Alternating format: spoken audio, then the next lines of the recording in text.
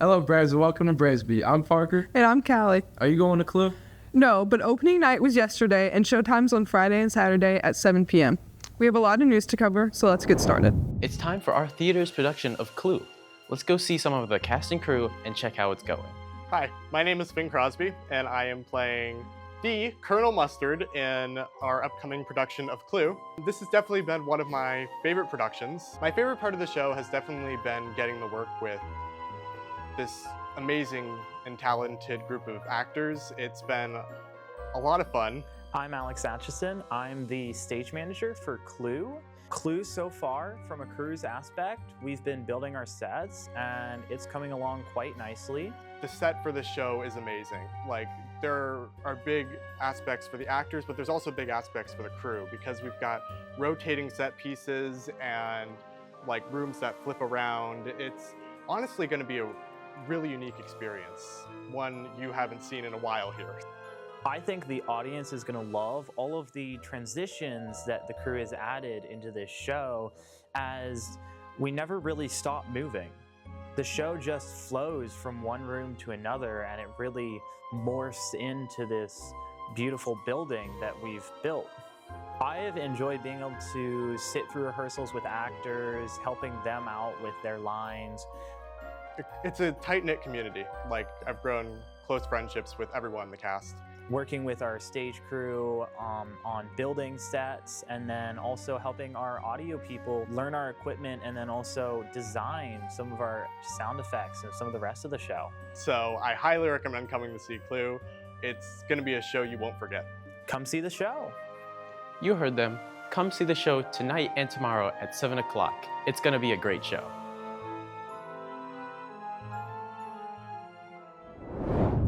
Our video tech team had the chance to interview Mr. Snyder in the beekeeping that he started with his daughter.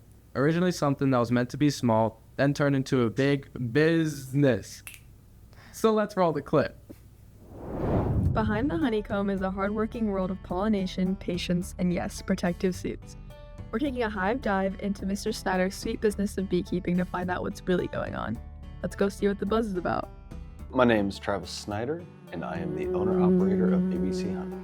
So I've always been interested in bees, but to start the business, it was just kind of a spur-of-the-moment thing with my oldest daughter, Addie, who is part of the name of ABC Honey. So we were sitting there on the day off from school, and we're watching bee videos on YouTube, and she's like, that'd be pretty cool to do.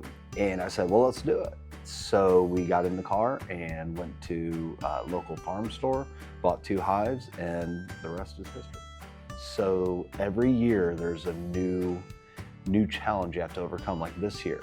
It's been a terrible year for flowers, so bees are actually running really, really light on honey going into winter.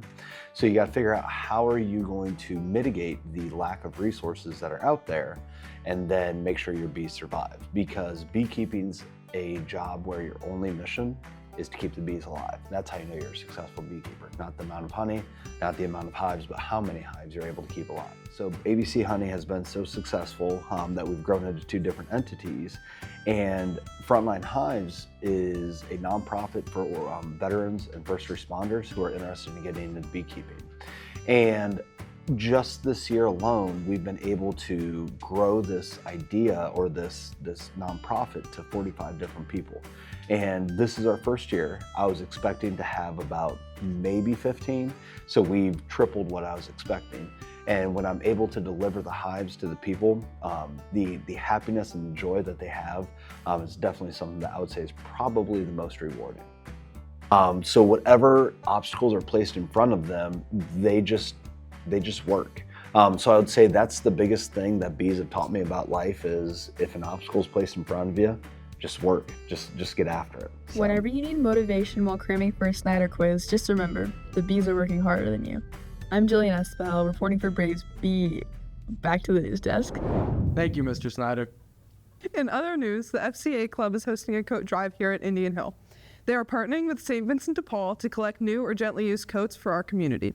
Drop off your coats in the main lobby. It starts October 23rd and ends November 21st, so make sure to donate.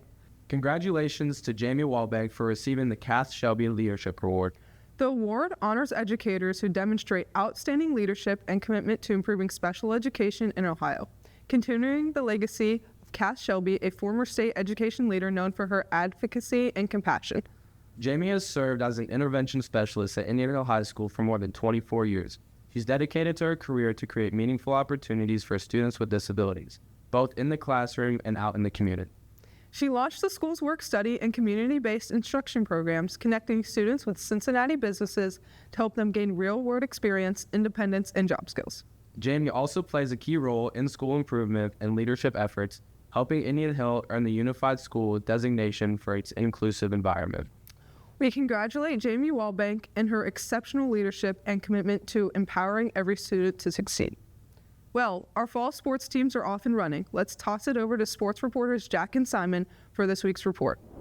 Thanks, Callie and Parker. Now let's get started with the sports report. Volleyball had a big win at Deer Park High School 3-1. They also had a big win against Reading High School 3-0 on senior night.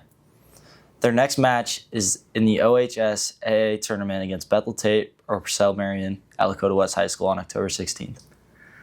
Girls soccer had a big win at Roger Bacon, winning 2-1, and also beating Reading 5-0 at home for the CHL Championship. Next, they're competing at the OHSAA tournament versus number 11 Purcell Marion at Shawnee Field on October 16th. Boys soccer also had a big win against Reading High School at 7-0. Their next game is at the OHSAA tournament against number 14th ranked Western Brown at Indian Hill Field on October 18th. Field hockey had a major win against the Oxford Brave 11-0. Their next game was against number 7 Summit Country Day, and they won 3-0. Big congratulations to the field hockey team. Moving on to tennis, the girls team competed at the OHSAA district tournament and advanced to the district finals.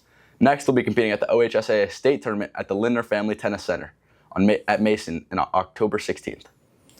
Now we got cross country. The boys cross country team was CHL champions and the girls finished 3rd place. They have the Southwest District Open Championships at Brew Park on October 16th and district meet on October 18th. Thank you. That's our sports report.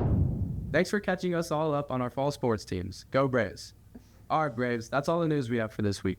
Be sure to follow us on X, subscribe to us on YouTube, and email us with any school updates.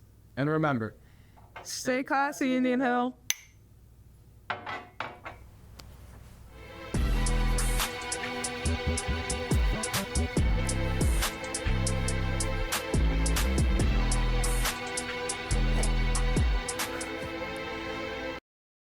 Hello Braves, I'm Parker Staggy and I'm here with Devlin Daniel. Devlin. If you were an athlete, what sport would you play? Probably badminton for real. Badminton? Yeah. But you have to be like athletic for it. Yeah, facts. I don't know. I could probably like work on my athleticism. I'll probably do it. Are you sure you just play badminton? Maybe bowling. That's Bowling. easier. I don't really need a lot of athleticism. So you have to be like, you have to be able to like, yeah, like have the strength. you just, I don't think you, Swimming maybe. you know what? That might work. That might work. That right? might work. Appreciate I it. think that's a good. Okay, so I'm here with Mr. Snyder. and Mr. Snyder. If you were a teacher, what would you teach? Oh, if I was a teacher, I'd teach the exact same classes I was teaching. I mean, So like you have to be a good teacher for that though. Okay, well, that's true. If I was a good teacher, I would probably model myself after the great Mr. Guy and teach A-push. Okay, but yeah, I don't. I got a lot of work to gonna do, be able right? to happen. Got a lot of work to do. Yeah, I understand. That's fair. That's a fair assessment. Thank you. Yeah, not a problem. I'm here with Jacob Alexander. Jacob. If you were an athlete, what sport would you play? Football, 100%. But you have to be athletic for it. Like, I'm super athletic. I'm here with Andrew Copper. Andrew. If you were an athlete, what sport would you play? Okay, if I was an athlete, I'd probably do some swimming and diving. But you have to like be athletic for Yeah, it. yeah. Like- If I had to be athletic, I would probably do some swimming. Seems fun. I know a lot of athletic swimmers. Yeah. Yep. But you have to like, I just, Well, it was if I was athletic. If I was an athlete, then I would probably. you sure? Well, you're saying if I was athletic. You'd just be a swimmer? Yeah. Okay. Here, I'm Frank, and this is Chaz Aiden. and Chaz. If you were athletic, what sport would you play? If I was athletic. Yeah, if you were athletic. If I was athletic, I'd probably do like rowing or something. I'd probably row. But like you need to be athletic for that. And you're not very athletic. Nah, I'm not that athletic. Yeah, I know. Yeah, them rowing athletes, they're something else. Yeah. Okay, appreciate it, man. I got